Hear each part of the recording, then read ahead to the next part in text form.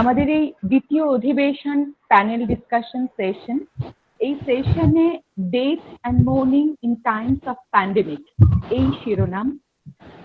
এই সেশনে সঞ্চালনা করবেন অধ্যাপক doctor Mrinmoy Pramanik. Mrinmoy Pramanik teaches at the Department of Competitive Indian Language and Literature, University of Calcutta, as an assistant professor. His areas of interest are translation studies, world literature, Dalit literature, Indian narrative, Indian literature, and concept. Currently, he works on India and Southeast Asia literary and historical dialogues. He is also a member of Executive Committee of the Competitive Literature Association of India. Besides teaching and research, he holds quite a few academic administrative positions. এই panel ডিসকাশনে আমাদের আছেন আরো দুজন বক্তা, দেবমিত্রা কর এবং সঞ্জিনী Basu. Devamitra Kaur works as an assistant professor in the Department of English in Women's College, Calcutta. She has been awarded PhD for her work on conflict zone literature under the Department of English, University of Calcutta. She has innumerable national and international publications both in Bengali and English. Her area of interest includes conflict management, trauma studies, neo-historicism, and performance theory. Odhapok Dr. Shinjini Basu works as an assistant professor in the Department of English at Gurudas Mahavidyalaya, Kolkata. Her areas of interest are literary theories and colonial and post-colonial studies. She has publications both in Bengali and English on translation, post-colonial novel, colonial and post-colonial political practice, and gender studies. Over to Mrinmoy. ধন্যবাদ মিলিদি, অধ্যাপক মিলি সমাদ্দার। আমি প্রথমেই ধন্যবাদ জ্ঞাপন করব Bhabanipur education society কলেজকে আজকের এই প্যানেল ডিসকাশনে আমাকে অংশগ্রহণের সুযোগ করে দেওয়ার জন্য। আমরা আগের সেশনে অধ্যাপক বিশ্বজিৎ রায় এবং অধ্যাপক জয়দীপ ঘোষের বক্তব্য শুনলাম এবং আমরা সেখানে দেখলাম যে কিভাবে এই মহামারী অতিমারী ঐতিহাসিকভাবে সমাজ এবং রাষ্ট্রের সঙ্গে গোষ্ঠী সম্পর্কের মধ্যে কিভাবে প্রভাব বিস্তার করেছে ইত্যাদি। এবং আমি এই কারণে বিশেষভাবে ধন্যবাদ জানাবো সংগঠকদের যে ঠিক এই আলোচনার অনুষঙ্গে আমরা পরবর্তী সেশনে প্রবেশ করেছি, যে সেশনে আমরা মূলত আলোচনা করব শোকের প্রশ্ন নিয়ে।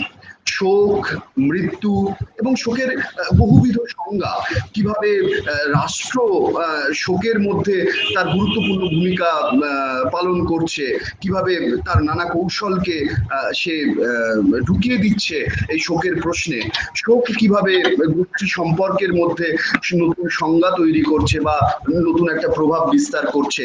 আমাদের সঙ্গে যে দুই বক্তা রয়েছেন, অধ্যাপক দেবমিত্রা কর এবং অধ্যাপক সঞ্জিনী বসু, তারা নানা দৃষ্টান্ত দিয়ে এই বিষয়গুলো আলোচনার মধ্যে নিয়ে আসবেন এবং তারপরে আমরা নিশ্চয়ই আরো বিস্তারিতভাবে আলোচনার পর্ব করতে পারবো, যেখানে আমরা বিভিন্ন প্রশ্ন উত্তর বা মন্তব্য নিয়ে এই আলোচনাকে আরো গভীরতার দিকে নিয়ে যেতে পারবো। আমরা এই যে অতিমারির সময়ে এসেছি, এই অতিমারির সময়ে এসে আমরা দেখেছি যে ইতিহাসে যে বিভিন্ন অতিমারির ঘটনাগুলো ঘটেছে, সেই ঘটনাগুলো কিভাবে সাহিত্য এবং ইতিহাসের আখ্যান তৈরি করেছে, সেই প্রসঙ্গ বারবার উঠে আসছে আজকের এই সময়ে। এবং তা থেকে আমাদের নতুন কিছু পাওয়ার আছে কিনা বা আমাদের সম্পর্ক, জটিলতা এবং সংকটকে নতুন করে ভাবার সুযোগ রয়েছে কিনা, সেইটা আমরা বারবার নানাভাবে দেখতে চাইছি। এবং আবশ্যিকভাবেই সেই প্রশ্নে শোকের কথাটিও উঠে আসে। যখন সকলেই মৃত্যু মুখর একটা পরিস্থিতির মধ্যে রয়েছে বা ভয়ঙ্কর মৃত্যুর ভীতির মধ্যে রয়েছে, তখন প্রিয়জনের মৃত্যু বা প্রিয়জনকে হারানো বা খুব চেনা মানুষকে হারানোর শোক আসলে আমাকে নতুনভাবে বাঁচার তাগিদ দেয় কিনা, সেটাও একটা প্রশ্ন। নানাভাবে আমরা সমস্ত প্রশ্নের সম্মুখীন হচ্ছি। আমি প্রথমে অনুরোধ করব অধ্যাপক দেবমিত্রা করকে। তিনি শোক এবং শোকের বহুবিধ সংজ্ঞা এবং সাহিত্যে তার যে প্রতিফলন ইত্যাদি নিয়ে যদি তার আলোচনা শুরু করেন, তারপরে অধ্যাপক সিঞ্জিনী বসু, এবং তারপরে আমরা আবার আলোচনায় ফিরি। অধ্যাপক দেবমিত্রা।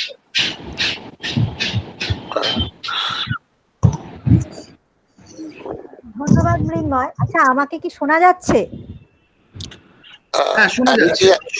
আমি কি একটা কথা বলতে পারি? আমি প্রদীপ দত্তগুপ্ত। হ্যাঁ হ্যাঁ হ্যাঁ হ্যাঁ। মিলি দেবমিত্রা সিভিতে একটা ছোট্ট জিনিস বলেনি। ও যে আমাদের কলেজে পড়াতো, এটা বলবে না ওর সিভিতে? এই দোষটা, এই দায়টা আমার, আমি মেনে নিলাম, আমি পরে ক্ষমা চেয়ে নেব। আমি স্বীকার করলাম, আমি স্বীকার করছি। আচ্ছা, আমি শুরু করছি। প্রথমেই বলে নিই যে এতক্ষণ যে দুটো অসাধারণ আলোচনা শুনেছি বিশ্বজিৎ দার থেকে এবং জয়দীপ দার থেকে, তারপরে আমাদের দুটো পেপার আমার কাছে কেমন যেন ভয়ঙ্কর একটা অর্বাচীন মার্কা ঠেকছে। তবে বলেছি, মানে আমি একবার আর কি সিঞ্জিনীকে বললাম আমরা কি বলবো না আমরা পালিয়ে যাব, তো যাই হোক আমরা বলি। আমাদের পেপারটা আমরা দুজনে ইংরেজিতে লিখেছি, তার কারণ এই নয় যে মানে বাংলায় লিখলে কিছু ক্ষতি হতো, মানে আসলে ঘটনা বাংলার আমরা এই টেকনিক্যাল টার্মস গুলো নিয়ে আমাদের খুব অসুবিধে থাকে, সেই জন্য আমরা ইংরেজিতে পেপারটা লিখেছি। এবং মূলত যেহেতু আমার উদাহরণে অধিকাংশ যে টেক্সটই আমি রেফার করব সেগুলো সবকটাই ইংরেজিতেই লেখা, সে কারণে একটু উদাহরণ দিতেও সুবিধে হয় আর কি। ইংরেজিতে লেখা বা ইংরেজি ট্রান্সলেশনটাই আমি পড়েছি।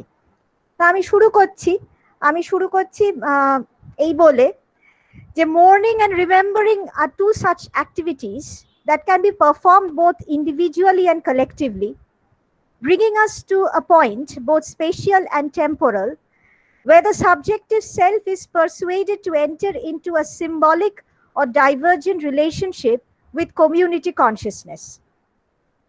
The two terms used here are not synonymous or similar, for remembrance can be happy, but this discussion today is premised upon the fact that mourning is also an act of remembering and subjected to the same negotiations that the mnemonic process has to withstand. The similarity becomes apparent when the linguistic model is applied to either of them.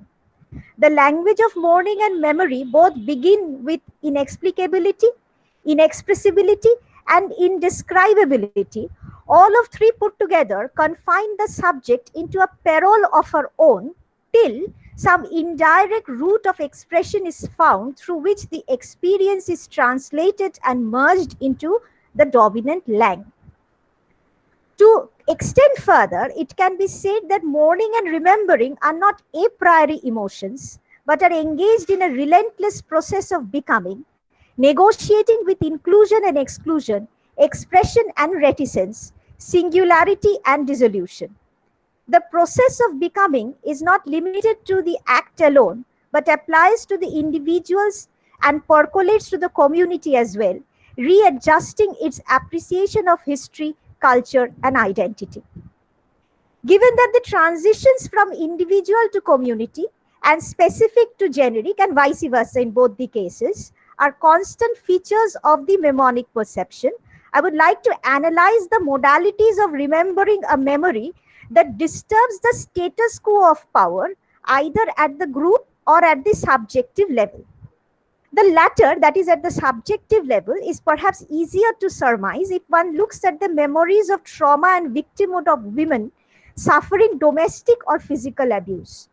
In fact, there has been a long-drawn feminist struggle to equate the trauma of such abusive relations with that of the soldiers, as if to give it an anchor of measurement and acceptability against the general amnesia that collective endorses in a patriarchal system. On the other hand, the case of perception of a memory by a group or community becomes more problematic, where the state intervenes more decisively, and the state and the group, they disagree with each other about the modalities of mnemonic process. Now, what do I mean by the modalities of mnemonic process? That is the selection and structuring the memory narrative, which can include landscape, collective action, collective trauma, a shared tragedy, a sort of a time consciousness, the resolution of the narrative. So these are the different modalities of remembering. Now, what I try to point out is that what is remembered is also what is not forgotten, since memory can only be possible if its lack or absence is permitted. Sab yaad rakha jayega, as we tell it today. In this context of memory and forgetting, I shall look at the presence or the disappearance of the body of the dead as one of the many modalities that play a significant role in memory making. My argument rests on the premises that any memory that challenges the status quo preserves the body of the victim, while that does not, that is, it follows the status quo, shall remember the victory or heroism which necessitates the gradual dissolving of the body, either by turning it into a martyr's body or a terrorist body, that is either a sacrificial body or an expendable body that finally merges into the body of the Homo sacer. Arguably then, the act of mourning in each of these cases shall be differently imagined and performed. In their book titled Post-Colonial Translation by Susan Bassnett and Harish Trivedi, that came out in 1999, they spoke about the practice of cannibalism existing in a place now in Brazil in the 16th century among the Tupinamba tribe. The members of the community devoured the body of a Catholic priest, Father Sardinha. Though the incident horrified the Christian world, for the tribal community, it was a mark of respect, for you cannot eat something that you do not respect. So the power and wisdom, so why do you eat? For those community, it was to percolate within the body of the community the power and the wisdom of the person. Interesting parallels can be drawn with the Eucharist in Christian faith, where the flesh and blood of Christ is symbolically consumed, or using the bones of Dodhichi in Hindu mythology for making the weapons for the gods. Though the line between the symbolic and literal is pretty obvious, what needs to be asserted is the importance of the dead body as a vehicle of transmission of power, which in a way ensures the continuation of the body into something else, or narrativized into something else, even after the event of death has occurred. The dead lives. In Mirza Wahid's The Collaborator, the dead, strewn in the no man's land between India and Pakistan, speaks of the violence that was done to them and turned the collaborator into a rebel. The body of the dead is thus a complex phenomenon. Let me borrow from Sartre's ontological understanding that says that being is a strange combination of being in itself, that is the solid, permanent and given part, or the being for itself, a non-being in a state of flux, becoming something else. These ideas can be extended to the body of the dead. It can be viewed in two ways, either as an object which can be tortured, violated. In such instances, death is a given certainty, or a subject or agent who have chosen to die for greater good of the community, in which case death is seen as the final evolution of the being in the ultimate approximating movement towards the thanatos. The sacrificial body, writes Dominic Lacapra, typically combines oblation and victimization. The body of the scapegoat or pharmakos can be imagined as torn, mutilated, destroyed, thrown out of the city gates, or resplendent, glorious, transcendental, memorialized in the mausoleums. In each case, death ensures the certainty of community life. The example of the first case can be found in the prototype of Oedipus, the guilty innocent who blinded himself and self-decreed his exile, for it is his victory over the Sphinx that saved the city, and it was his sin that brought plague, and it is his sacrifice that will clear it. He is at once the sovereign and the outlaw, sacred and sinful, guilty and innocent, poison and cure, blessed and cursed. This is what Terry Eagleton writes in his book, The Holy Terror. The example of the latter case would be that of Christ, that is, death where the body becomes transcendental. That would be of Christ, who bears the pure innocent body, thereby an expendable body, and was asked to bear the sins of humankind by God, the supreme power, with his blood bring back man to the fold of God and ultimately defeat pattern, which is the design of God. His body is brutalized, true, buried, but then it is resurrected and sent to heaven. These two examples seemingly merge in their final outcome, but the patterns of the narrative remain a bit different. As a religious text, the story of Christ's sacrifice presents a finitude of self, for after the first death there shall be no other, as the perfect state, that is God's kingdom, is achieved.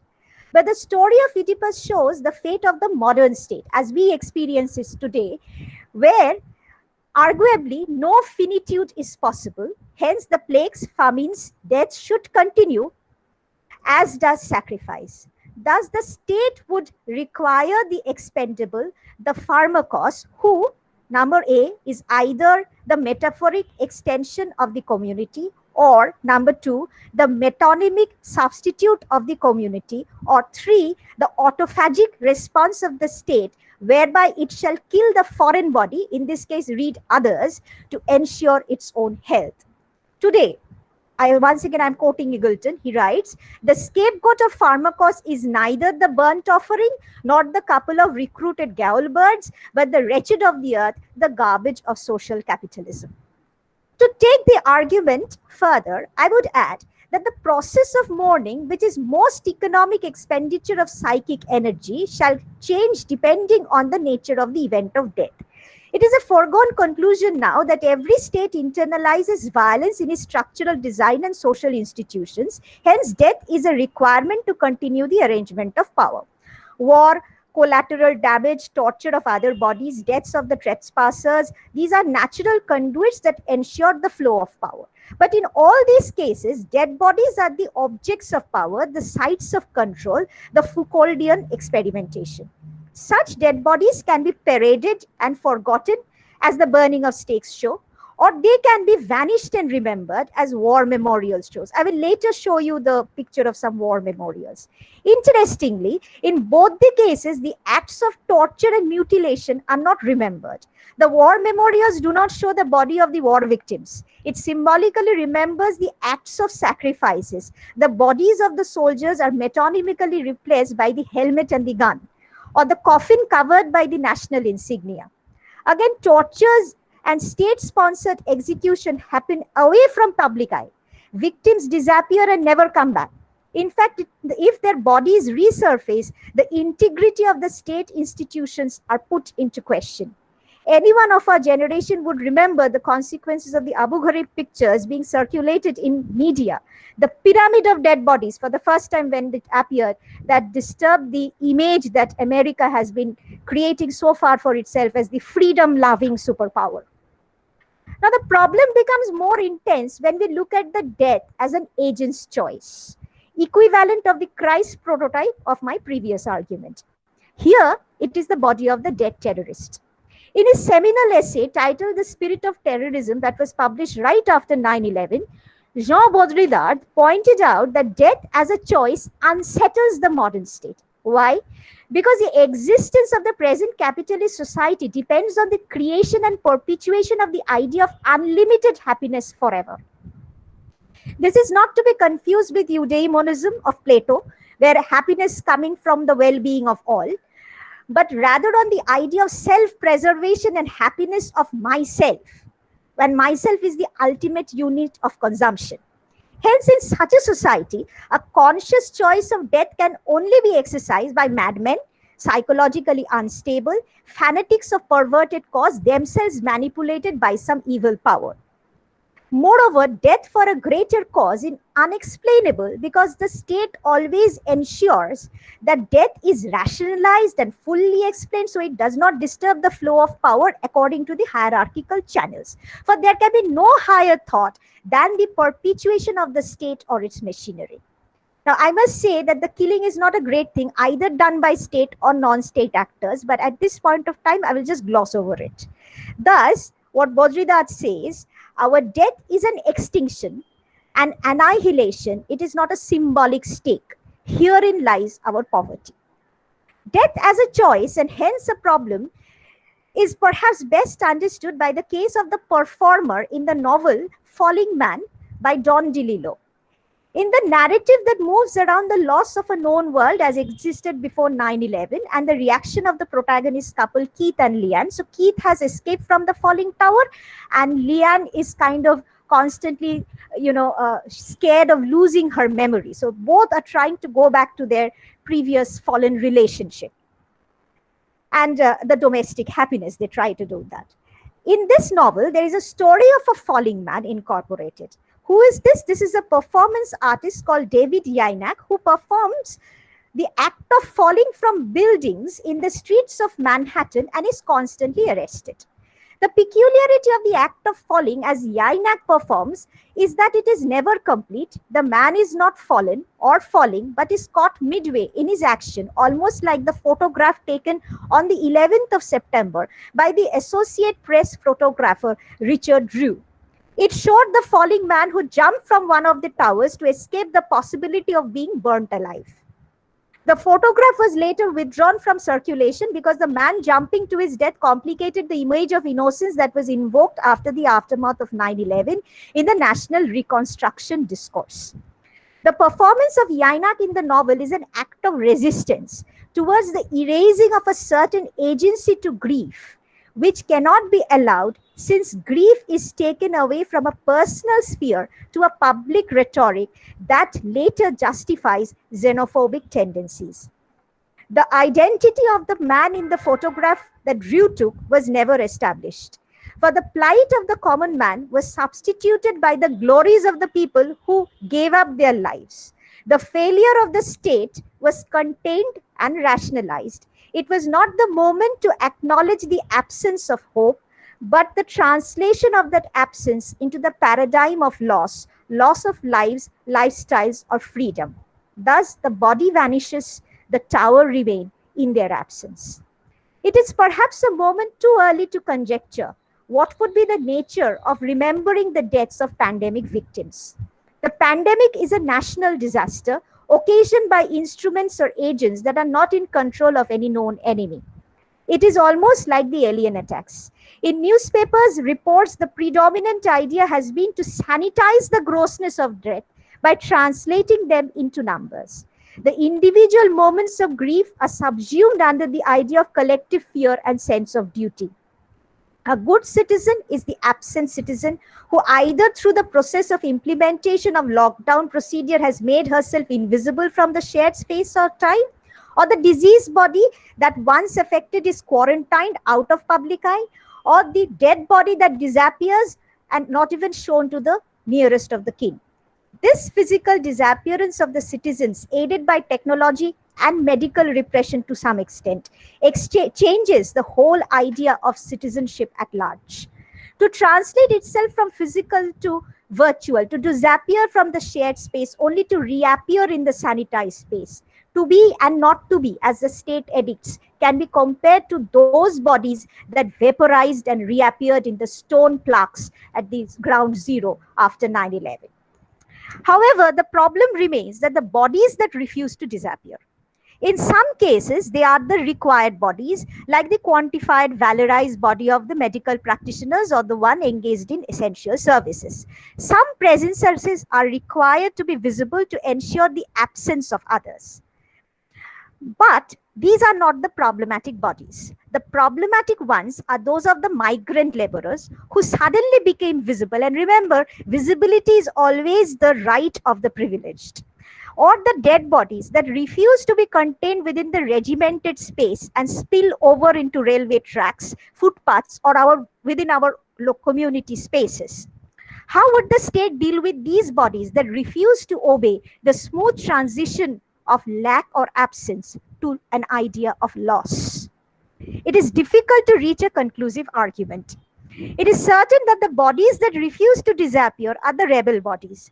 These are the bodies that recount and record the horror, torture, unseemly death, the long history of systemic oppression or neglect. Such bodies can only be either remembered by a few mourned by certain communities that exist in the liminal space or along the fault lines, or they can be paraded in their maimed state.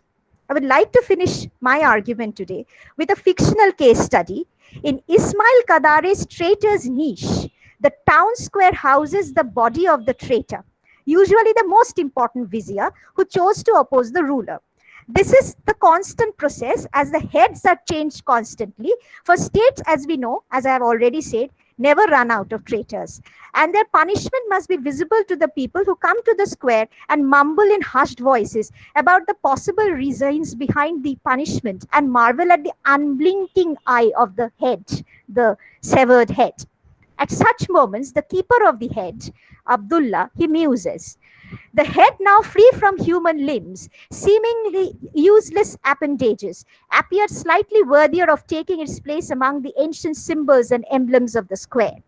At these moments, Abdullah would be seized by the thrilling paroxysm of self-destruction, an obscure subconscious desire to throw off untangled tangle of his limbs and only become a head.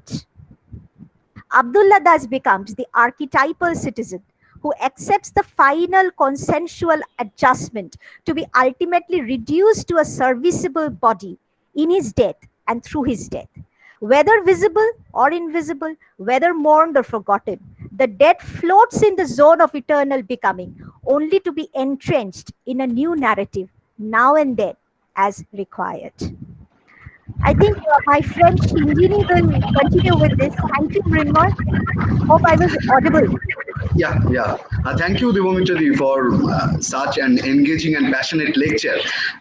এখন আমরা সিঞ্জিনীদির বক্তৃতা শুনবো, অধ্যাপক সিঞ্জিনী বসু। তারপরে আমরা আলোচনায় আসবো। সিঞ্জিনী, মৃন্ময় শোনা যাচ্ছে তো? হ্যাঁ, শোনা যাচ্ছে। আচ্ছা, আমি আজকে সকাল থেকেই আলোচনা যেদিকে যাচ্ছে আমি মোটামুটি সেই প্রেক্ষিতটুকুকে ধরে রেখেই আমার বক্তব্য রাখবো। আমি I shall begin my discussion with an anecdotal reference to social media discussion that I was personally party to. A few days after the COVID-19 death toll reached 100,000 in the United States of America, during one of those late night social media discussions undertaken within the echo chamber, safety of the echo chamber of academic groupies, I asked a friend currently located in the US that shouldn't the death of 1 lakh people leave a mark on the community?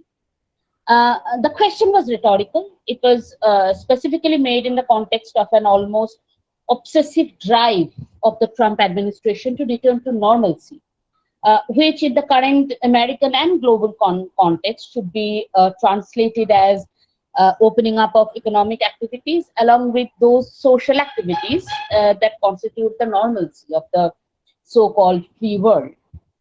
However, I would like to take this rhetorical question as a point of entry into today's discussion.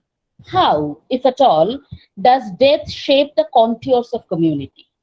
Is a community marked differently by different deaths? What role does the state play in the process of marking? I shall try to look at certain historical instances of mourning and memorialization to address these questions. Now, first of all, how does a community get marked? And when I ask this question, do I semantically presuppose a community to be an organic body that can be simultaneously, collectively, and uniformly marked by a specific event? Now, community is often conceived differently from a society. While society implies a simple association of its members and divisions of forces and needs, community is often conceptualized in more essentialist terms. Community becomes a single thing, a being common or being together. Now, the essence, if we may say so, shared by the being common is often traced back to a time when the community was woven in a tighter fabric, and the essence of the community was reflected back to itself through its institutions, its rituals, symbols. So all communities have this idea of a lost community. Now that community can be the Athenian city, the Roman Republic, the first Christian commune, or the so-called golden age of the Vedic civilization. According to Jean-Luc Nancy, and this is a philosopher that I shall be coming back to quite a few often in my discussion, he defines this idea of community, this specific idea of community, as organic communion with its own essence. Now, I would like to draw your attention to the centrality given to the idea of communion, which obviously has its religious reference, of the communion with the mystical body of Christ. Christ, today in today's discussions throughout, Christ has come back over and over. In the first session, Professor Joydeep Ghosh referred to Virginia Woolf's being ill, that essay, and how the Christian idea, how Christianity puts more emphasis on the soul rather than the body. Devamitra talked about Eucharist, the symbolic partaking of the body and the flesh and blood of Christ. But there is also this idea of communion on which the entire idea of the community, a certain idea of Christian community as the material body becoming a manifestation of the spirit of Christ. There's the mystical union with the body of Christ. Christ in his body, he is sort of an immanence, a manifestation of some kind of a divine spirit. Now, through the intimacy of communion, that immanence can happen. The divine essence can manifest itself through the corporeal material. Now, interestingly, the only other way such absolute immanence, corporeal going back to its essence is possible is death. Ashes to ashes, dust to dust art thou, isn't it? So Nancy continues, and I'm quoting him here, this is why political or collective enterprises dominated by a will to absolute immanence have as their truth the truth of death. Immanence, communal fusion, contains no other logic than that of suicide of the community that is governed by it. Now, this concept of community has its obvious historical pitfalls, and the obvious point of reference here is Nazi Germany, where, the idea of Gemeinschaft, the communal society brought together by natural will, that becomes the cornerstone of the ideology of blood and soil, an organic, racially defined communal body. For the state to partake of the same kind of absolute immanence, death can play a significant role. It gives the state a chance to claim itself, to be the manifestation of a communal essence. So communal essence and state become one. Individual deaths can be sublated in the sense both cancelled and preserved at the same time. That is, individual deaths themselves as events can be cancelled, but their essence can be preserved in the idea of collective sacrifice. And this can happen, this process of sublation, cancellation and preservation at the same time can happen in the community. And mourning can be a significant step in this process of sublation. Now, mourning has always played an important role in the constitution of the state. In Plato's Laws, there are numerous passages about the regulation of the forms and rituals of mourning. Most of them are in the last book, that is book 12, which is devoted quite literally to the end of all things related to the police. The burial of the dead establishes the ultimate sanctioning power of the state. Death as an experience cannot be managed or programmed. It has a radical meaninglessness that cannot be completely subdued. Mourning is an act of identification with the dead, but it is also an acknowledgement that a complete identification is impossible. There cannot be a complete identification of the living and the dead. and mourning is sort of an acknowledgement of the same. It can be an act of excess. It exceeds the control of the state, since the state does not remember. Individuals do, families do. At the same time, it exceeds the control of the individual as well, in that it exposes the self to something that is permanently outside of itself. Plato, forever wary of excesses, tries to regain control, not by prohibition, but through regulation of mourning. The state sets boundaries regarding who to mourn, who can mourn, and how. For example, those convicted of willful murder of, a parent or a child or a sibling are to be executed and cast away from the city naked. Death by suicide deserves a tomb, but not a tombstone with a name. The nameless body is to be buried on the borders of the city. The significance of these proscriptions is evident in their translation, as Sophocles' Antigone would tell us. In a sense, Antigone is about the right to mourn. All of us know perhaps the basic story of Antigone, that the two sons of Oedipus, two brothers of Antigone, one is a patriot, a soldier for the preservation of the state. The other is a traitor, who sort of joins hands with the enemies of the state. Both of them killed in the same war. Yet the state sort of sanctions the ritualized funeral of one brother, the patriot, and the body of the other brother is not given any right to be mourned. And Antigone sort of, she wants the body of her brother, the traitor brother, to be properly mourned, to be properly taken care of. And that sort of becomes the point of conflict central to the play. So again, the proscription of mourning and the prescription of mourning coming together. And the state plays a significant role in that. Now, if, as I said, if certain deaths are proscribed, there are other deaths which are, the converse is true for some of the other deaths. In the same book 12, Plato gives elaborate instructions regarding how officials entrusted with law and order of the police, the city-state, as well as military heroes, how they should be mourned, and people should line up in complete military garb, and young boys should be singing anthems. And very interestingly, only hymns of praise are allowed in public, not dirge or lamentation. And those hymns are to be followed by music, gymnastics, sporting contests.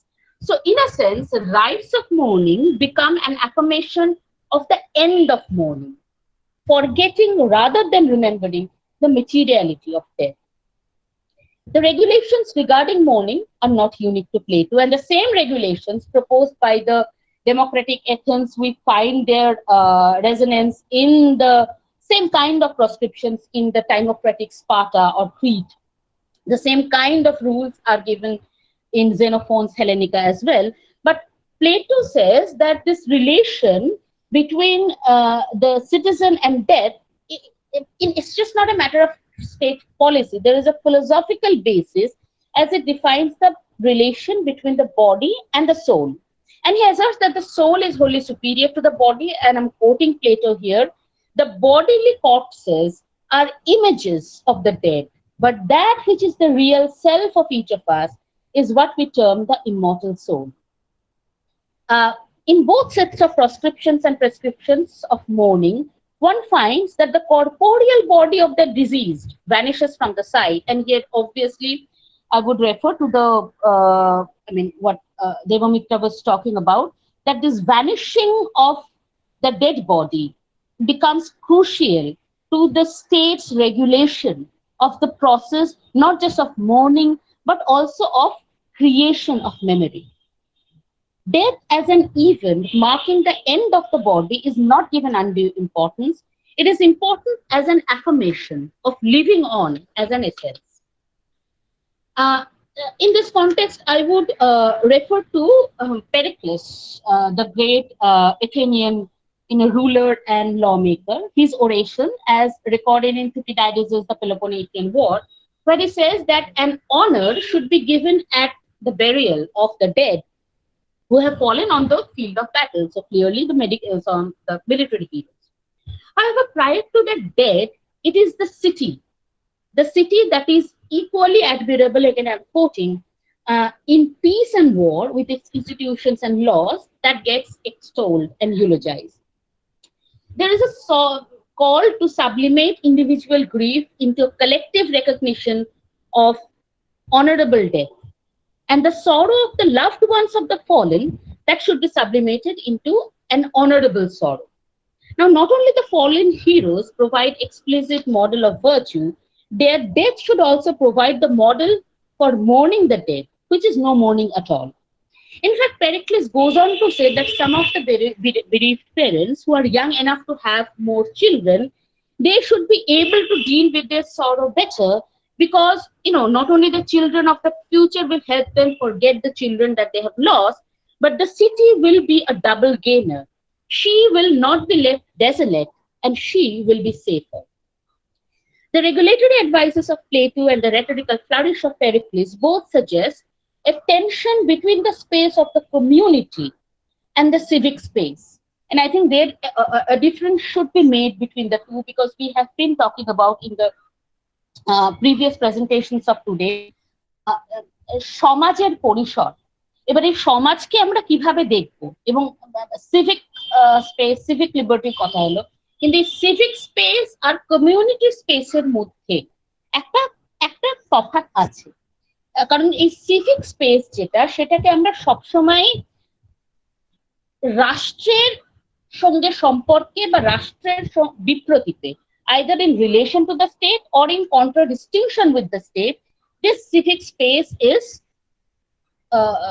theorized and it's created. Whereas communal space has a life beyond the state. The shadow of the lifeless body falls between the two. The absent body of the dead is thus essential to the consolidation of a body politic. Closer to our own time, acts of memorialization in the public sphere are driven by similar objectives. The First World War, for example, marked a watershed moment in establishing the aesthetics of public memorialization. During the war itself, the dead were buried haphazardly, often in mass graves strewn across Europe. Fallen soldiers rot for months, even for years, before being buried. Sir Edward Lutyens, during his visit to France in 1917, was moved by these hurriedly constructed graves and was later responsible for many of the cemeteries for the fallen soldiers. It was perhaps for the first time that the aesthetic and architecture of public memorials for the dead became not just a matter of legislative debate, but also of public discourse in England, as by 1917, many associations and clubs came up across England to establish appropriate means of remembrance. Now, one of the most significant outcomes was obviously the Tomb of the Unknown Soldier, a monument that became the prototype for many later memorials commemorating collective deaths in catastrophic events. Be it later war memorials like the ones after the Second World War, the Holocaust memorials, Maya Lin's Vietnam War Memorial, or even the 9/11 Memorial at Ground Zero. Equally important was also the aesthetics of public mourning put in place after the First World War. For example, it was the first anniversary of the Armistice Day when the 2-minute silence was introduced for the first time. And yet, an act of remembering is sustained through many acts of forgetting. In London, the Armistice Day celebrations of 1921 were disrupted by the unemployed, whose placards read, and I'm quoting, "The dead are remembered, but we are forgotten." Geoff Dyer writes in The Missing of the Somme about a communal cemetery in the village of Belmont in France, where, tucked away from the civilian graves, is a group of military headstones. Unusually, because military gravestones are usually made in white marble, but these are made of brown stones. And where soldiers shot by their own armies for desertion, they were buried. Over 300 English soldiers were executed for desertion. Their graves outside public view, often even their families remained unaware of the true cause of their death. Deserters were consigned to collective amnesia, even as a new aesthetic was put in place for the public mourning of the unknown many. A similar and total amnesia is meted out to the millions of people who fell to the Spanish flu that more or less coincided with the First World War. The pandemic that killed around 20 million people worldwide continued to remain absent from public memory, apart from situations like the present one, when potential new pandemics make scientists, epidemiologists, and governments look for past instances. So between the prescribed and the proscribed forms of death and mourning, where do the pandemic deaths fit in? Now, in his posthumously published book, Queer and Loathing, Rants and Raves of a Raging AIDS Clone, it was published in 1994, David B. Feinberg, an American author and AIDS activist, writes about the AIDS epidemic in America, and I'm quoting, "In those horrible times, we have been forced to abbreviate the mourning process. How many people can you grieve for properly when everyone is dying? I wrote a novel for Jim Bronson, whom I barely knew. I wrote stories about my friends Saul Meisler, Glenn Peter Pumilia, and Glenn Person. Now I'm reduced to brief essays in memoriam. Eventually, all will be reduced to nothing but a litany of names chanted at the quilt, panels of cloth the size of a coffin." By pointing out the reducing size of his commemorative creative engagement, Feinberg quantifies the shrinking space of mourning per se, not only imposed by the state, but happening within the community. Now, in terms of the sheer reach of contagion, the actual physical penetration of pandemic within the community is quite deep. Also, as we are witnessing currently, it gives the regulatory regime of the state unprecedented power and control, from wider and micro-partitioning of spaces and surveilling population to controlling movement. In such a fragmented topography, the civic demarcation of the inside and the outside breaks down. The shadow that hovers over the topography is not just of the dead bodies, but of infested bodies. Infestation that can no longer be spatially contained to an outside. And this is also something that Devamitra has talked about, that what do we do when bodies just keep falling on railway tracks, on footpaths, on everywhere? What do we do? What does the state do? And I am asking here, what does even the community do with those bodies? Now, the corpse itself is an abject body. Devamitra has talked about the body, the dead body, both as an object and as a subject. And here I am saying that there is a third category beyond the object and the subject, and that is of the abject. Now, the abject is something, that collapses of meaning. It is not an object in the sense that it does not establish a relation of desire and of meaning with the self. It is definitely not a subject. It poses the threat of collapse of meaning. A dead body does not reveal the meaning of death. It exposes us to the materiality of death, confronts us with the eventuality of our own death. And in a pandemic situation, this is something Mrinmoy was talking about when he introduced this panel, that আমরা এক রকমের মৃত্যুময়তার মধ্যে বেঁচে আছি, তাই তো? তাহলে চারিদিকেই যখন এই যে চারিদিকের এই মরদেহ এবং এই নরদেহ, তাহলে এই নরদেহ আমাদের কি কোনো মৃত্যুর মানে বলছে না? এই নরদেহ এবং এই মরদেহ আমাদের বারবার আমাদের মৃত্যুময়তার কথা, আমাদের নিজেদের মৃত্যুর খুব রিয়েল, খুব বাস্তব সম্ভাবনার কথা আমাদের মনে করাচ্ছে।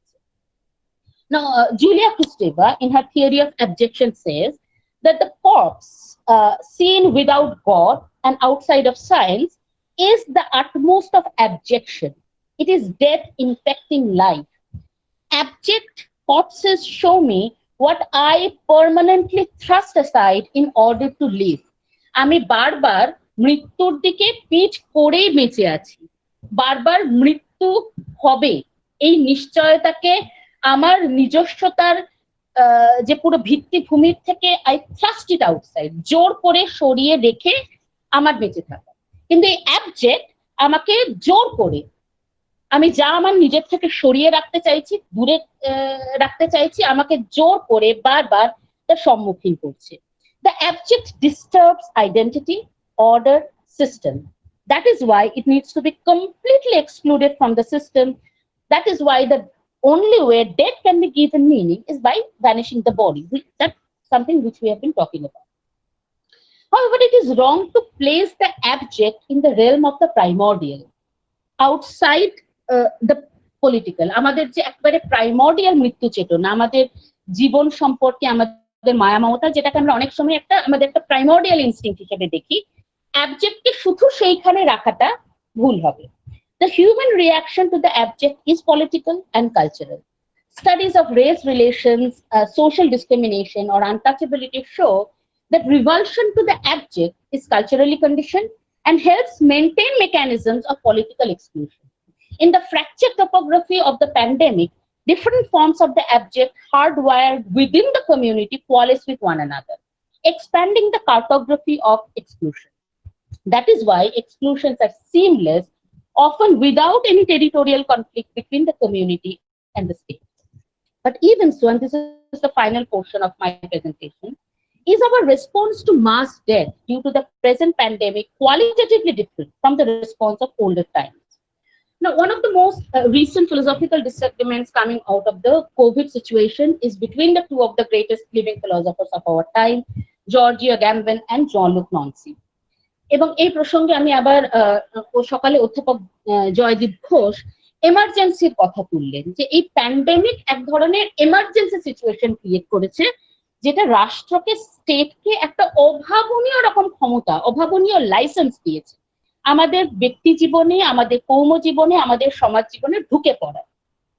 এবং আমিও যেটাকে একটু আগে রেগুলেটরি রেজিমের কথা বলেছি, ফ্র্যাকচারিং অফ টোপোগ্রাফি, যে আমাদের স্পেসের ধারণাকে, সময়ের ধারণাকে ভেঙে দিচ্ছে এবং স্টেট যে কোনো সময় যে কোনো জায়গায় ঢুকে পড়ছে।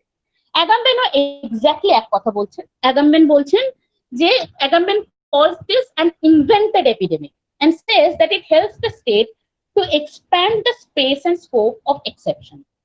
Now, Agamben was writing in February. 5 months and more than 600,000 deaths later, it would be facile and outright insensitive to call the pandemic an invented one. But that aside, how do we respond to his contention that pandemic provides the new pretext for scaling up measures of exceptional state power? Now, Nancy says that the distinction between normativity and exception does not hold anymore at all. And we have been living in perpetual exception. COVID only brought it to the surface. এমন নয় যে Covid এলো, আমরা হঠাৎ করে স্টেটের exceptional পাওয়ার সারফেসে চলে এলো। কিন্তু আমাদের এক্সেপশনকে বুঝতে হলে আমাদের একটা নর্মাটিভিটি, কিছু একটা নর্মালের ধারণাকে রাখতে হবে। দীর্ঘদিন ধরেই এই নর্মাল আর এক্সেপশন, এই ধারণা দুটোকে গুলিয়ে দেওয়া হয়েছে।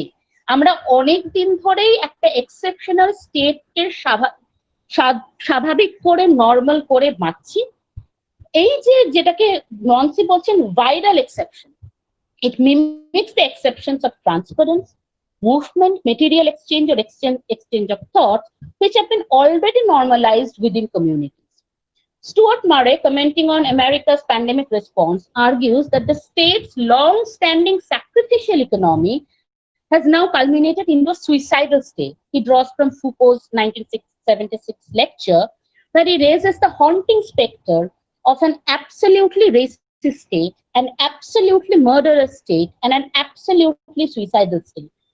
In this lecture, Foucault talks about a condition in which the exceptional sovereign right of the state to take life or let live and the biopolitical power over bare life are superimposed. And Foucault asks, how under these conditions is it possible for a political power to kill, to call for deaths, to give the order to kill, and to expose not only its enemies, but its own citizens to the risk of death? It happens by establishing a biological type caesura, a division within the population.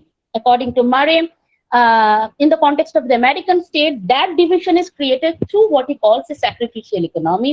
However, the same can be transferred to the mechanisms of most modern states. One is once again reminded of Nancy that a community formed, and here again, here we come to an alternative understanding of community. We talked about this idea of community based on the idea of immanence. And Nancy says, and I gave that thought before, that this idea of immanence contains no logic other than that of suicide. It is the only way of achieving a fusion of its essence and its material body. Now, it seems that the pandemic has fused the suicidal state with the suicidal community, circumscribing the political possibility of community. And what is the political possibility of community? That lies in an alternative formulation of community, which lies not in a being common, in an organic body conceptualized on the basis of a shared essence, but rather as a being in common, which is not based on communion or fusion into a unique collective identity. Rather, it lies in the inclination, the movement of the being towards something in common, exterior to itself. Death is the ultimate exteriority, since as an experience, it can never be ours. The death of others affirms our own mortality. As Bataille says, if it sees its fellow being die, a living being can only subsist outside itself. Rather than communion, death can be an affirmation of singularity, of finitude. And this is a very different concept of finitude than the one my previous speaker talked about. She talked about finitude as a transcendental meaning. But here Nancy talks about finitude as something non-transcendental, completely opposite, finitude as a lack of any transcendental meaning. Now, there is a politics of mourning that resists the sublation of death into collective sacrifice by bringing the singular, unique, irredeemable loss into reckoning. Thank you.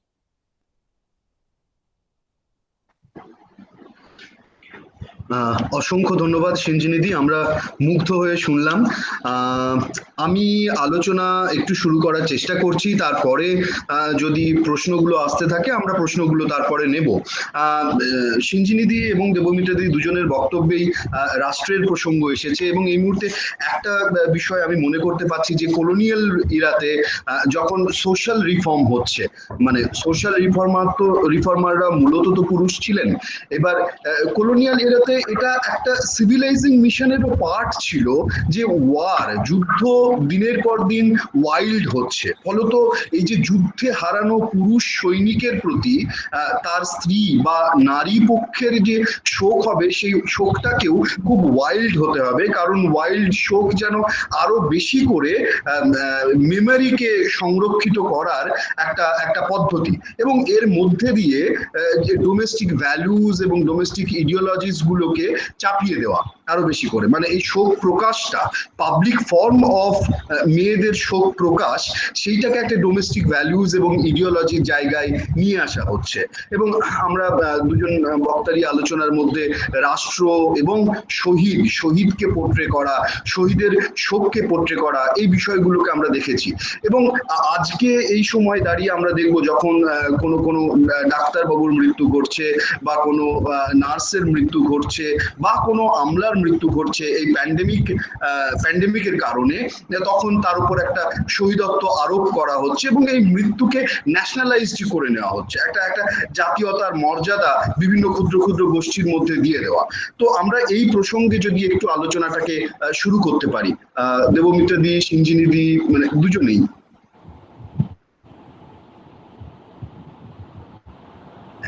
দেবমিত্রাদি, একটু mic unmute. হ্যাঁ, শোনা যাচ্ছে? হ্যাঁ, শোনা যাচ্ছে। সিঞ্জিনি কি আগে যাবে? না, তুমি বল। আমার যেটা মনে হয় যে এই যে মৃত্যু মানে শোক জ্ঞাপন করা, এর মধ্যে একটা না ওই হোমিওপ্যাথিক একটা ব্যাপার আছে, যে আমি যতটা জ্ঞাপন করব তত জিনিসটা আমার ভেতর থেকে, সিস্টেম থেকে যেন বেরিয়ে যাচ্ছে, বেরিয়ে গিয়ে এক ধরনের একটা যেটা সিঞ্জিনি বারবার বললো যে এক ধরনের সাবলেশন হয়। এই কথাটাই কিন্তু ফ্রয়েড বলছেন মোর্নিং এন্ড মেলানকলি, যে মেলানকলি যখন হয় তখন এই সাবলেশনটা সম্ভব না, তার ফলে আমরা বারবার ওই একই এক্সপেন্ডিচার অফ এনার্জিতে যাই। আর মোর্নিং হচ্ছে যখন আমরা একবারে অনেকটা এনার্জি এক্সপেন্ড করে দিচ্ছি একটা পার্টিকুলার কারণের জন্য, এবং তার ফলে আমরা সেই জায়গাটায় আর যাই না, আমরা একটা অল্টারনেট রুট দিয়ে আমাদের মেমোরিটাকে একটা ডিটুর করাই, মানে অনেকটা বাইপাসের মতো। আমাদের মেন রাস্তাটা, আমি সেই মানুষটিকে হারিয়েছি, অথবা আমার মেন রাস্তাটা নষ্ট হয়ে গেছে তার সাথে সংযোগের, অথবা আমি একটা অল্টারনেট রাস্তা তৈরি করে দিই। ওই মেন রাস্তাটা নষ্ট করতে গেলে আমার খানিকটা এনার্জি এক্সপেন্ডিচার করতে হবে, সেটা হচ্ছে আমার মর্নিং এর। মেলানকলি হলে আমি এই রাস্তাটাকে নষ্ট করতে পারি না, যাতে আমার একটা অল্টারনেট রাস্তা তৈরি হয়, তার ফলে আমি কনস্ট্যান্টলি একই জায়গায় ফেরত যাই আর আমার এনার্জিটাকে নষ্ট করতে থাকি। এবার এটার যেটা তুমি বলছো, এটার একটা মারাত্মক কালচারাল দিক আছে, যে মেয়েদের জন্য মর্নিংটা অনেক বেশি ভিজিবল। কারণ ভিজিবিলিটি অফ মর্নিং, এটা পুরুষ মানে আমাদের খুব সোজা কথা, যে ছেলে পুরুষ মানুষ কাঁদে না, কিন্তু মেয়েরা কাঁদবে, তাদের সেই এক্সপ্রেশনটা হবে। সেটার মধ্যে কোথাও বোধহয় একটা উইকনেসেরও সম্পর্ক আছে। আমাকে সম্প্রতিকালে একজন মেডিকেল প্র্যাকটিশনার বলেছেন যে হ্যাঁ, ভয় আমারও করছে, কিন্তু আমি ভয়কে পাত্তা দিচ্ছি না। কেন ভয়কে পাত্তা দেওয়াটা যেন কোথাও একটা ম্যাসকুলিনিটির সাথে সম্পর্ক আছে, সেখানে নারী এই ভয়টাকে বলতে পারে, সে সেটা ব্যক্ত করতে পারে। তার মানে কিন্তু এই নয় যে পুরুষের মর্নিং হচ্ছে না, মর্নিং হওয়া না হওয়ার প্রশ্ন না, এটা রিপ্রেজেন্টেশন অফ মর্নিং এর। আমি মর্নিংটাকে দেখাতে পারছি, আমাকে সোসাইটি মেনে নিচ্ছে, দেখালে না মেনে নিচ্ছে না, এই অবধি মানে আমার মনে হচ্ছে। এরপর সিঞ্জিনি বলুন। হ্যাঁ, একেবারেই কথাটা সেটাই যে মৃন্ময় যে উদাহরণটা নিলে খুব ইন্টারেস্টিং উদাহরণ, যে মেয়েদের যে মর্নিং এবং বিশেষত যারা, এবং এটা আমরা এখনো দেখে থাকি, যে যখন এই কমিউনাল স্পেসে মেয়েরা মর্ন করছে, এবং বারবার পুলওয়ামার পরে এটা বিশেষভাবে ধরা যাক দেখানো হয়েছে, যে বারবার শহীদের স্ত্রী এবং সে কিভাবে তার শোক কে সে এক্সপ্রেস করছে, এবং সেখানে একটা উচ্চকিত মর্নিং। এবং তুমি যেটা বলছিলে যে এখানে রাষ্ট্র সেটাকে স্যাংশন করছে, বলছে হ্যাঁ এইভাবেই করা উচিত, এটা না হলে শোক সঠিকভাবে ব্যক্ত করা যায় না। মজার কথা হচ্ছে যে আমি যেহেতু প্লেটোর কথা বললাম, খুব ইন্টারেস্টিং ভদ্রলোক, তো প্লেটোর লয় কিন্তু প্লেটো বারবার বলছেন যে দেখো, এই জোরে জোরে চেঁচিয়ে শোক করা, বুক চাপড়ানো, কান্নাকাটি পাবলিক স্পেসে চলবে না, এটা তোমরা বাড়ির মধ্যে করবে। এবং একেবারে ইলাবোরেট ডিসক্রিপশন দিচ্ছেন, 3 দিন রাখবে বডি, তারপর যাবে, কিভাবে যাবে। এবং যেটা আমি বললাম তোমাকে, যে মিলিটারি হিরোদের যখন হবে, তাদের জন্য মন করা হবে, তাদের প্রশংসা করা হবে, কিন্তু জোরে জোরে চিৎকার করে কান্নাকাটি চলবে না। এবং একটা অদ্ভুত জিনিস দেখো, ঠিকই জেন্ডার একটা খুব, এবং আমি আন্টিগনের কথা বললাম, দেখো সেখানে তো জেন্ডার একটা পয়েন্ট, মানে আন্টিগনের জেন্ডার কিন্তু তার এই যে রাষ্ট্রের বিপ্রতিপে তার যে অবস্থান, এবং সে যেখানে বলছে যে আমার ভাইয়ের শরীরের মৃত্যুর সঙ্গে, মানে মৃত্যুর শোক, সে যখন ক্রেয়নের বিপ্রতিপে, রাষ্ট্রের বিপ্রতিপে দাঁড়াচ্ছে, সেখানে তার লিঙ্গ তার লিঙ্গ চেতনা, তার লিঙ্গ পরিচয় একটা খুব গুরুত্বপূর্ণ ব্যাপার। কিন্তু লিঙ্গের সঙ্গে আবার শ্রেণীরও একটা কথা আছে। ধরো যে এথেনিয়ান সিভিক স্পেসের কথা প্লেটো বলছেন, সেখানে কিন্তু এমনিতেই মেয়েদের খুব একটা পাবলিক রোল ছিল না, মহিলা এবং দাসরা সেখানে তাদের কোনো পাবলিক ভূমিকা ছিল না। সুতরাং সেই শোকে বা মহিলাদের যে শোক প্রকাশ, সেই ধরনের শোক প্রকাশ সেই পাবলিক স্পেসে কতটা করা যাবে না যাবে, সেই নিয়ে যথেষ্ট সন্দেহ আছে। ঠিক একইভাবে যখন আমি আমার যারা দেশপ্রেমী মিলিটারি হিরোজ, তাদের জন্য শোক হচ্ছে, তুমি একটু খুব ভালো করে শ্রেণী চরিত্র দেখো, যে কোন নারীরা সামনে এসে মাথা চাপড়ে, বুক চাপড়ে শোক করছেন, কোন নারীরা করছেন, এবং কোন সেই নারীরা যারা তাদের যখন দেহ জাতীয় পতাকায় মুড়ে নামানো হচ্ছে, সেই নারীরা যখন সেই এই যে ভ্যানিশিং বডির কথা হলো, সেই বডি যখন অলরেডি সিম্বল, অলরেডি যখন প্রতীক হয়ে গেছে, তার সামনে দাঁড়িয়ে সেই নারীরা যখন তারা শুধু আর শোক করছে না, তারা শহীদের স্ত্রী হিসেবে শোক করছেন, তখন সেই শোককে কিভাবে দেখানো হচ্ছে, এবং সেই দুটো শোকের একটা শ্রেণী চরিত্র আছে। তো সেটাকেও আমার মনে হয় পুরোপুরি ভুলে গেলে, মানে লিঙ্গর সঙ্গে শ্রেণী এবং শোকের চরিত্র তার তার সঙ্গে সম্পর্ক, এটাকে মনে হয় আমাদের মাথায় রাখা উচিত। আমি আরেকটু যোগ যদি করি, যে আমি যেমন কোলাবোরেটর উপন্যাসটার কথাটা বলেছি, সেখানে যে ছেলেটি কোলাবোরেট করছে আলটিমেটলি বাধ্য হচ্ছে মিলিটারিদের সাথে কোলাবোরেট করতে, সে একটি কাশ্মীরি ছেলে। সেখানে এই যে মিলিটারি অফিসার, সে বারবারই তার নাম কাদিয়ান, জেনারেল কাদিয়ান, সে বারবারই ছেলেটিকে বলছে, ওই গোটা উপন্যাসটাই কিন্তু এই যে বললো শোক করবার রাইট, মানে I have a right two মোর্ন, কারণ আমি বুরহান ওয়ানির মৃত্যুর জন্য শোক করতে পারি না। এই শোকটা রাষ্ট্রের বিরুদ্ধে যায়, স্টেটাস কো অফ পাওয়ারটাকে কোয়েশ্চেন করে। তো সেক্ষেত্রে এইখানে শোক করতে পারাটা নিয়েই কিন্তু গোটাটা উপন্যাস, যে তার যে লস অফ মেমোরি হচ্ছে, লস অফ ল্যান্ডস্কেপ হচ্ছে, লস অফ টাইম রেজলিউশন হচ্ছে, এই গোটাটা বিষয়ের জন্য সে শোক করছে। এবং সে শোক করতে করতে আস্তে আস্তে শোক করবার মাধ্যমে কিন্তু সে কোলাবোরেটর থেকে রেবেলে পরিণত হচ্ছে। রেবেল হচ্ছে মানে সে একটা বিরাট বড় অংশ যেখানে সমস্ত মৃতদেহ পড়ে আছে, সেই জায়গাটাকে সে জ্বালিয়ে দিতে পারছে। এটাই তার আলটিমেট রেবেলিয়ন। এবং সেখানে কিন্তু যেহেতু এই কাশ্মীরিদের মর্নিং এর একটা বিরাট বড় একটা ট্রেডিশন আছে, এবং এটা যে কোনো কনফ্লিক্ট জোনেই থাকে, নর্দার্ন আয়ারল্যান্ডের আমরা ক্ষেত্রে আইআর এর ক্ষেত্রে দেখেছি যে সেখানেও ডেড বডি নিয়ে প্রসেশন হয়, কাশ্মীরে আমরা বারবার দেখেছি ডেড বডি নিয়ে প্রসেশন হয়। এই যে একটা বিরাট বড় ট্রেডিশন, এবং সেখানে কিন্তু ডেড বডি ভিজিবল থাকে, সেটা কিন্তু মোড়া না, সেই ডেড বডিটা ওপেন, মানে যেখানে উন্ডটা দেখা যায়। এবং এই উন্ডটা দেখানো, টর্চারটাকে বলতে পারার মধ্যে কিন্তু একটা রাজনীতি আছে, একটা প্রতিবাদ আছে। মৃন্ময়, আমি আর একটা জিনিস যোগ করব, এটা অ্যাকচুয়ালি আমাদের দুজনের কথা বলতে বলতে আমার মনে হলো আমরা বারবার ভ্যানিশিং বডির কথা বলছি, এবং স্টেট কিভাবে বডিকে, ডেড বডিকে সরিয়ে দিয়ে ডেড বডিকে প্রতীকে পরিণত করে। কিন্তু আমাদের কাছে একটা খুব ইন্টারেস্টিং, এবং এটা আগে এটা সব জায়গায়, ধরো বুরহান ওয়ানির দেহের ক্ষেত্রে সত্যি, সবার ক্ষেত্রে সত্যি, যে টেররিস্ট বডিকে সরিয়ে দেওয়া হচ্ছে। কিন্তু একটা খুব ইন্টারেস্টিং এক্সাম্পল আছে আমাদের সবার মনে থাকবে, যেখানে কিন্তু স্টেট বডিকে ভ্যানিশ করার বদলে বডিকে সবার সামনে, সে মৃতদেহকে, রেবেল মৃতদেহকে সবার সামনে সবার কনজামশনের জন্য এনে দাঁড় করিয়েছিল, শুইয়ে রেখেছিল। এবং সেটা হচ্ছে চে গাভারা ডেড বডি। চে গাভারাকে যখন মারা হয়, এবং সেটা আমাদের হয়তো খেয়াল আছে, সৌরিন ভট্টাচার্য একটা অসাধারণ লেখা আছে, উনি তখন সেখানে ছিলেন, দেখেছেন, এবং সেই বডিকে ডিসপ্লে করা হয়। এবং এসে বারবার, এবং তার বডিকে ডিসপ্লে করার পর কিন্তু যখন আলটিমেটলি তাকে বেরি করা হলো, সেই বেরিয়াল সাইটকে কমপ্লিটলি আবার একইভাবে, সেটা বুরহান ওয়ানির ক্ষেত্রে সেটা যেমন আমাদের আফজল গুরুর ক্ষেত্রে হলো, সেই বেরিয়াল সাইটটাকে জনসমক্ষতাকে সরিয়ে দেওয়া হলো, কিন্তু সেই মৃতদেহকে, অর্থাৎ তার একটা কারণ হয়তো যেহেতু জীবদ্দশায়, তো ওয়াজ আ মিথ অফ চে, জীবদ্দশায় যেহেতু প্রতীক হয়ে উঠেছিলেন, সুতরাং মৃত্যুতে এটা ঠিক একটা উল্টো কেস, মানে উল্টো ব্যাপার ঘটছে। মৃত্যুকে প্রতীক করার বদলে প্রতীকের আগে, মানে প্রতীকটিকে আগে মারা প্রয়োজন, মানে দেহের মৃত্যুর সঙ্গে প্রতীকের মৃত্যু প্রয়োজন।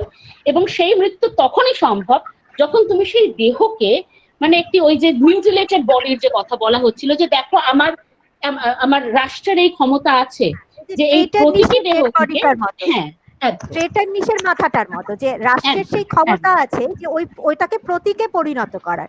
এবং সিনজিনি মানে চের মৃতদেহের কথা বললো, আমার মনে পড়ছিল আমরা যখন সাদ্দাম হুসেনের সেই একটা বিভৎস চিত্র দেখেছিলাম তাকে হাঁ করিয়ে, এবং সেই সময় আর কি একটা, তখন আমরা ভীষণভাবে America saviour of independence, saviour of freedom, এবং আমেরিকা যখন পোস্ট 9/11 NSS 2020 বলে ডকুমেন্টটা লিখছে, তখন আমেরিকা বারবার কিন্তু বলছে যে তার লাইফস্টাইলটাই হচ্ছে about freedom, ensuring freedom to all.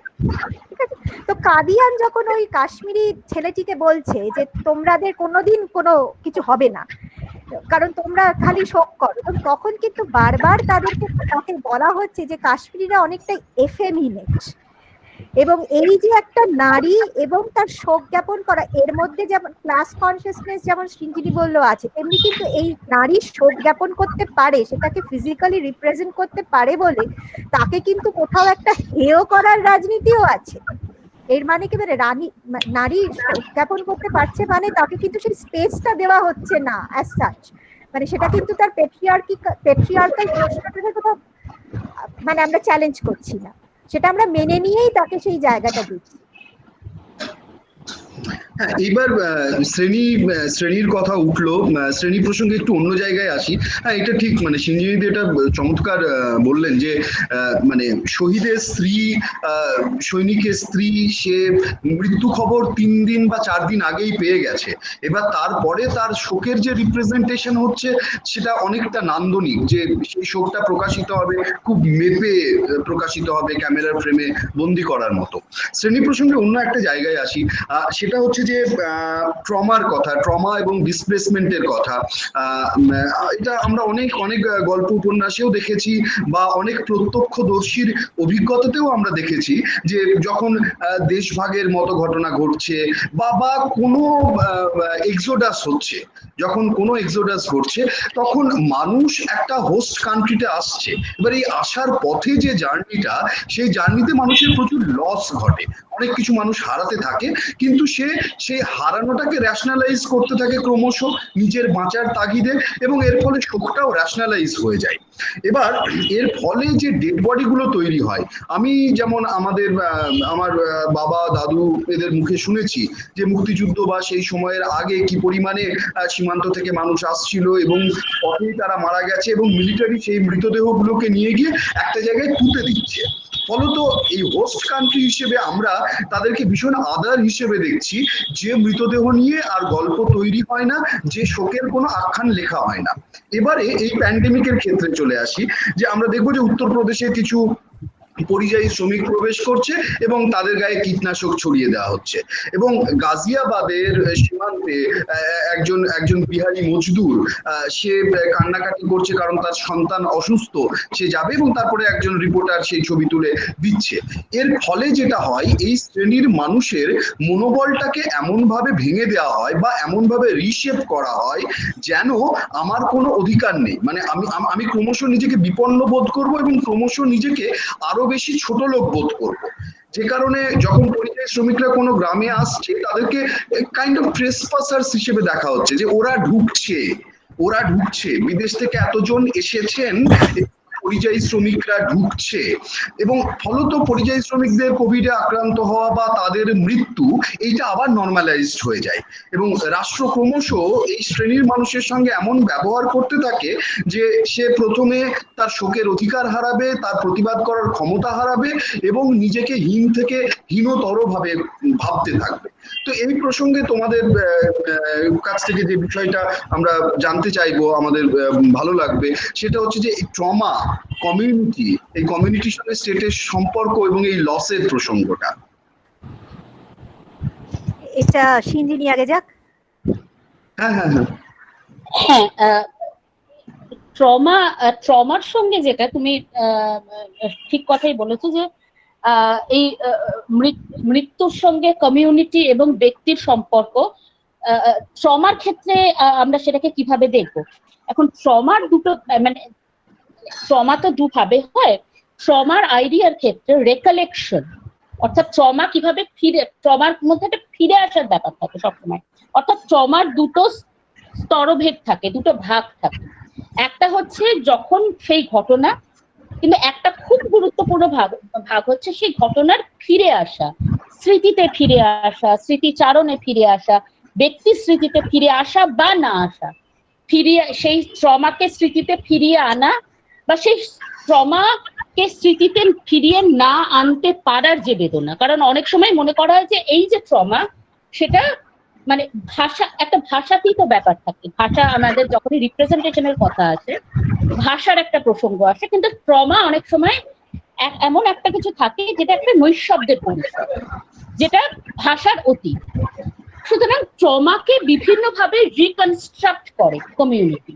অর্থাৎ তুমি যে তোমার দেখো, তুমি যখনই এই ট্রমা নিয়ে কথা বলতে গেলে তোমার পিতৃপুরুষের কথা তুললে, আমাদের প্রত্যেকের মধ্যে, এবং সেটা মুক্তিযুদ্ধ হতে পারে, সেটা দেশভাগ হতে পারে, যে আমরা অনেকেই, আমরা যারা ফার্স্ট জেনারেশন নই, যারা সেই মানে ফার্স্ট জেনারেশন বলতে যারা ফার্স্ট হ্যান্ড এক্সপেরিয়েন্স করিনি, হ্যাঁ, অবজার্ভার, এক্স্যাক্টলি, সেকেন্ড বা থার্ড জেনারেশন, সেকেন্ডারিও তার পর 2-3টে জেনারেশন চলে গেছে, তারা সে কিভাবে আমাদের কাছে সেই ট্রমার খতিয়ান কি, এবং সেখানে মেমোরির এবং রিকনস্ট্রাকশনের একটা বড় ভূমিকা থাকে। অর্থাৎ সেই জিনিসগুলো সেটার একরকম ভাবে দেবমিত্রের ন্যারেটিভাইজেশনের কথা বললেন, সেই ঘটনাগুলো কিন্তু গল্প হয়েই ফিরে আসে, একটা ফ্রেম থাকে এবং তাতে কিছু জিনিস থাকে, কিছু জিনিস থাকে না, এবং কিছু জিনিস কিছু ভাবে ফিরে আসে বা আসে না।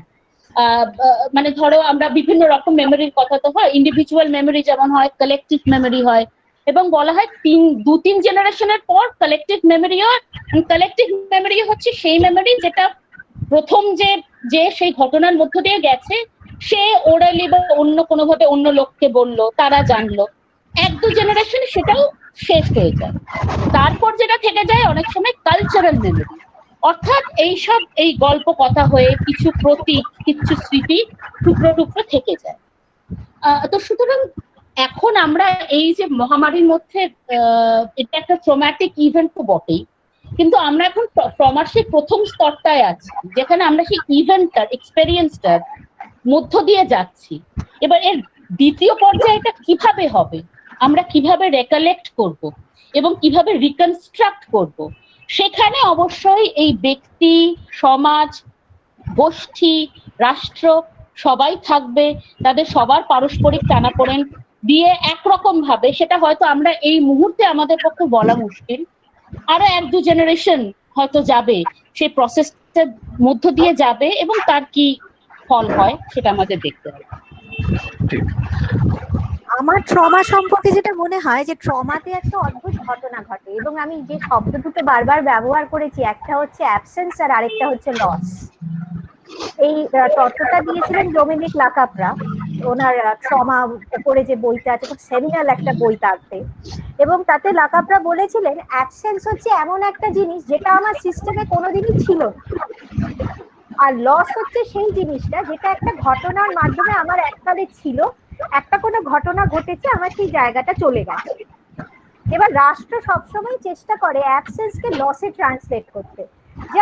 যেমন সিনচিনি বারবার বলছে একটা কমিউনিটির ধারণা, একটা এসেন্সের ধারণা, যেন আমার কাছে কোনোদিন এই জিনিসটা আদপে কি ছিল, কোনোদিনই কি আমাদের সেরকম একটা রামরাজ্য ছিল, আমাদের কি কোনোদিনই সেরকম একটা অসাধারণ কমিউনিটি ছিল যেখানে মানুষ মানুষের কথা ভাবতো, সেটা কিন্তু ছিল না।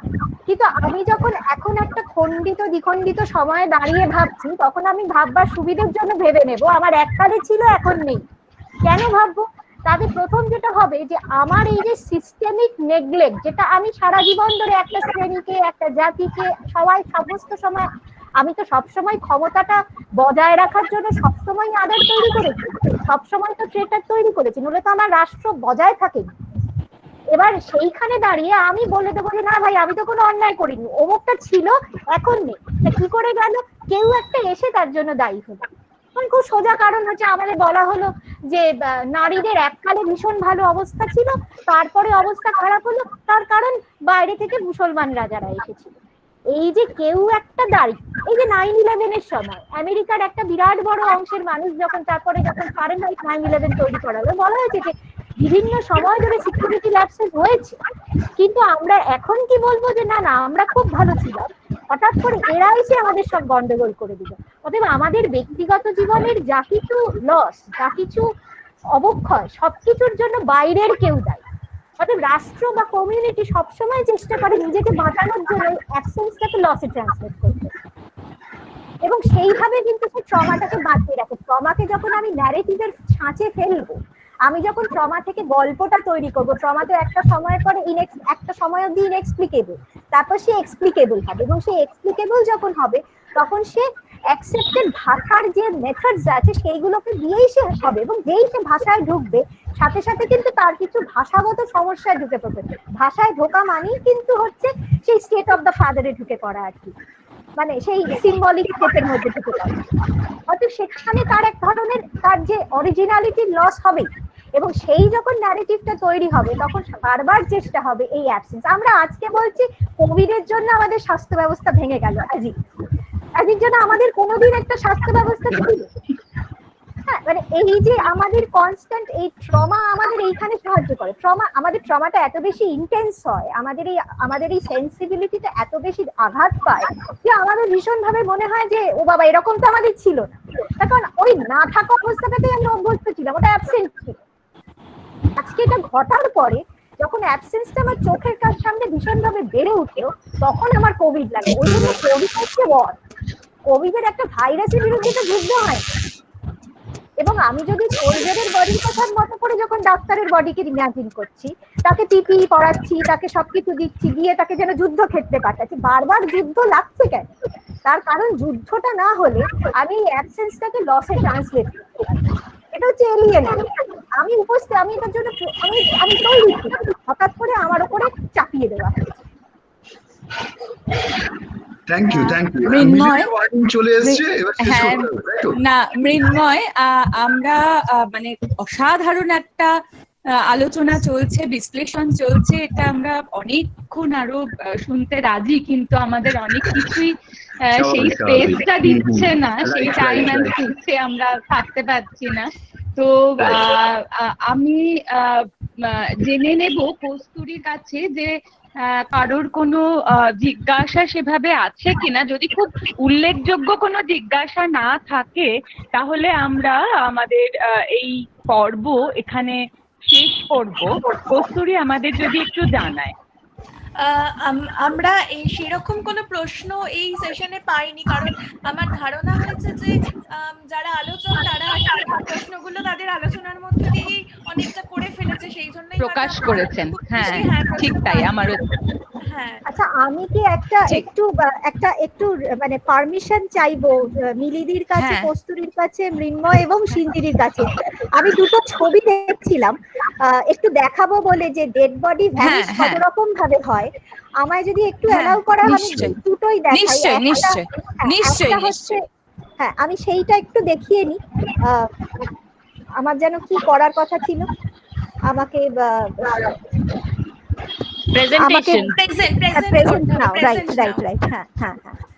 এটা আসলে ব্যাপারগুলো এত কঠিন।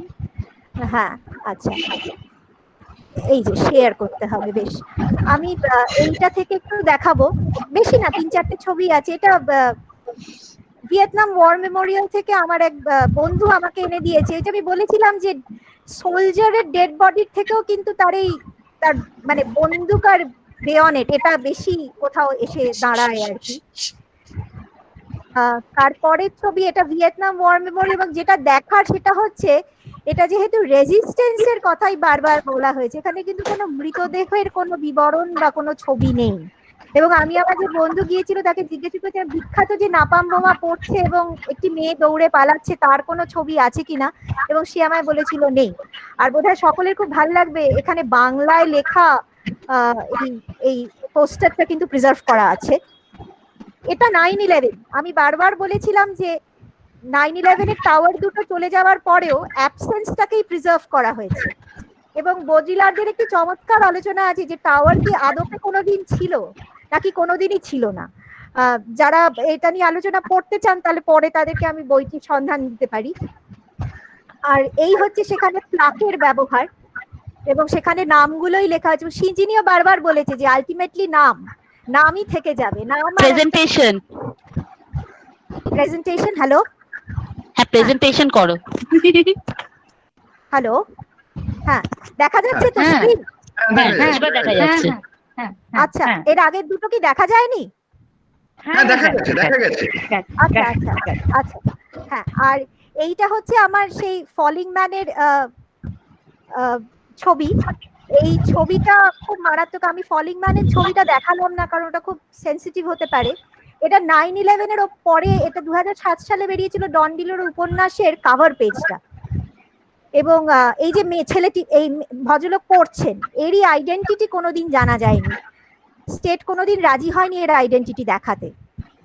এইটাই আমার বলার ছিল। আর এই হচ্ছে টাওয়ার চলে যাওয়ার পরেও কিভাবে হয় ইনসিগনিয়া, আর নইলে মানে ইমাজিন করে নেওয়া হচ্ছে যে টাওয়ার দুটো আছে। এইটাই আমি একটু দেখাতে চেয়েছিলাম। Thank you. ধন্যবাদ মাননীয় মৃন্ময় প্রামাণিক, মাননীয় দেবমিত্রা কর এবং মাননীয় সিঞ্জিনী বসু। তোমাদের অসংখ্য ধন্যবাদ। এত সমৃদ্ধ হলাম আমরা, এত ভালো একটা আলোচনা, এত জরুরি একটা আলোচনা, যে আলোচনাটা আলাদা করেই আমাদের হয়তো সারাদিন আলোচনা করতে পারলে ভালো হতো। আমাদের এই বিষয়গুলোতে অনেক অনেক জ্ঞান তৈরি হতে পারতো। আমরা সত্যি মানে এত বিশদভাবে বিশ্লেষণ করে বিষয়গুলোকে আলোচনায় কোনোদিন পাইনি, মানে যাইনি। তো অসংখ্য ধন্যবাদ তোমাদের সবাইকে। তোমরা সবাই ভালো থাকো, খুব ভালো থাকো। আবার আমরা কোনো না কোনো সময় আলাদা করে বিষয়গুলো নিয়ে নিশ্চয়ই বসবো, এই আশা আমাদের রইল। ধন্যবাদ। আপনিও ভালো অনেক থাকুন, ধন্যবাদ। সকলে ভালো থাকুন। ধন্যবাদ। ধন্যবাদ মৃন্ময়, ধন্যবাদ মিলিদি। Mrinmoy thank you, Mrinmoy thank you, thank you, thank you, thank you, মিলিদি thank you, thank you. Bye. ধন্যবাদ। Bye bye. ভালো আলোচনা। বাই। উপস্থিত অংশগ্রহণকারীদের আমি ধন্যবাদ জানাই, যারা অনেকটা দেরি হয়ে গিয়েছে তবু আমাদের সঙ্গে আছেন। আমাদের আগামীকাল তৃতীয় দিন, আমাদের শেষ আলোচনার দিন। আমি অনুরোধ করব আপনারা যারা আছেন আপনারা আমাদের সঙ্গে থাকবেন, ভালো থাকবেন। ধন্যবাদ।